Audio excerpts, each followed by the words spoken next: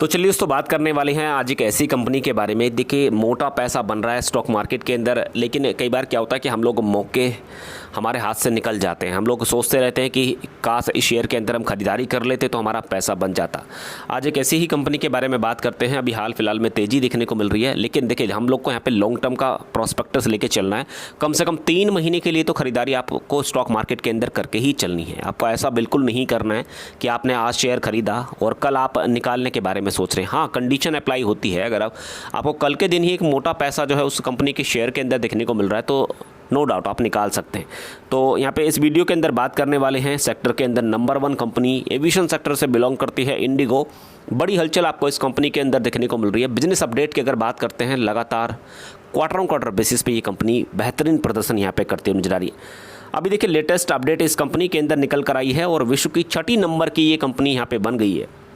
तो दोस्तों ये जो 6ठी नंबर की कंपनी बनी है ये पैसेंजर वॉल्यूम के मामले में बनी है। तो 5 कंपनियां इससे पहले हैं, तो 6ठी नंबर की कंपनी अभी ये हो चुकी है। तो बहुत ही शानदार अपडेट यहाँ पे निकल कर आई है। इसी तरीके से अगर शेयर प्राइस की बात करते हैं तो 2005 रुपये के आसपास ये शेयर इस समय कारोबार करता हुआ नजर आ रहा है। अब लास्ट ट्रेडिंग सेशन के अंदर उठापटक जरूर देखने को मिली है, लेकिन ओवरऑल मजबूती के साथ में ये स्टॉक कारोबार करता हुआ नजर आ रहा है। और अगर पिछले 1 महीने की बात करें तो 215 रुपये का मूवमेंट आपको स्टॉक के अंदर देखने को मिला। काफ़ी सारे लोग सोच रहे थे कि क्या खरीदारी कर लेते, लेकिन देखिए पिछले 6 महीने की चार्ट पैटर्न की बात करते हैं, बराबर उठापटक देखने को मिली है। 2200 रुपये से ऊपर के लेवल थे, अच्छी गिरावट हुई, 1600 रुपये से नीचे ये स्टॉक चला गया था। तो देखिए मौका अभी भी नहीं निकला है। काफ़ी सारे लोग खरीदना चाहते हैं करंट लेवल पे, लेकिन शेयर्स की संख्या पर यहाँ पर हम लोग को अब ध्यान रखकर चलना चाहिए। कम से कम क्वांटिटी और तैयारी नीचे की करके चलनी है। अब देखिए अगर लॉन्ग टर्म के चाल की बात करते हैं तो लगातार शेयर के अंदर तेज़ी देखने को मिली है। जो शेयर है ये लिस्ट हुआ था लगभग 2015 के अंदर, तब इसका प्राइस हुआ करता था 1000 रुपये के आसपास। तो वहाँ से तो दुगना हो चुका है और आगे भी दुगना तिगना होने की कैपेसिटी रखता है, क्योंकि सेक्टर के अंदर नंबर 1 कंपनी है। यहाँ पे अगर देखा जाए तो कुछ हलचल इस कंपनी के अंदर देखने को मिली है। जैसे कि अगर आप देखें तो ये कंपनी हाल फिलहाल में हम लोग को डिविडेंड नहीं प्रोवाइड करा रही है।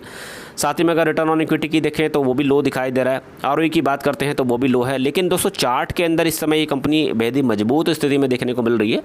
50 डेज़ के डीमे से ऊपर कारोबार कर रहा है स्टॉक और साथ ही में 200 डेज़ के डीमे से भी ऊपर इस समय स्टॉक कारोबार करता हुआ नजर आ रहा है।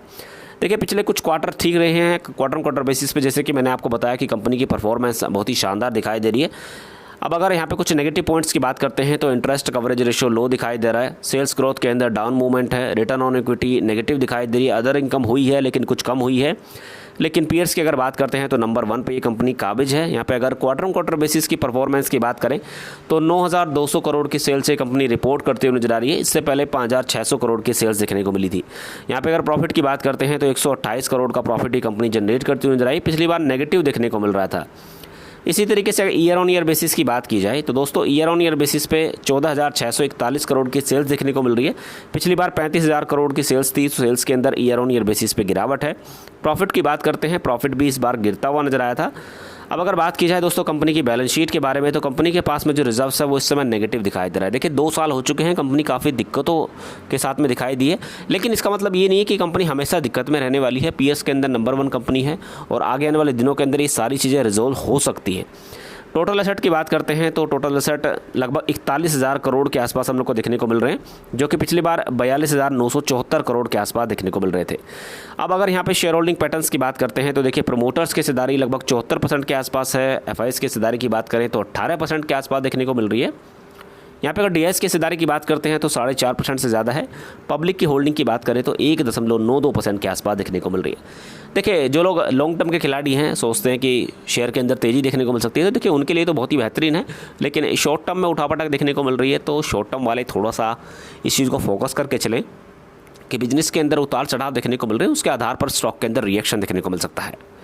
दोस्तों अगर आप नए हैं, डीमेट अकाउंट ओपन कराना चाहते हैं तो आप अपस्टॉक्स के अंदर डीमेट अकाउंट ओपन करा सकते हैं। लिंक नीचे डिस्क्रिप्शन बॉक्स के अंदर दिया हुआ है। साथ ही में दोस्तों कहना चाहूँ कि इसी तरीके की लेटेस्ट इन्फॉर्मेशन लगातार इस चैनल पर पब्लिश होती रहती है। अगर आप ये चैनल पहली बार देख रहे हैं तो चैनल सब्सक्राइब करके भी सकते हैं, साथ में बेल आइकन जरूर हिट कर लीजिएगा। Thank you so much for watching.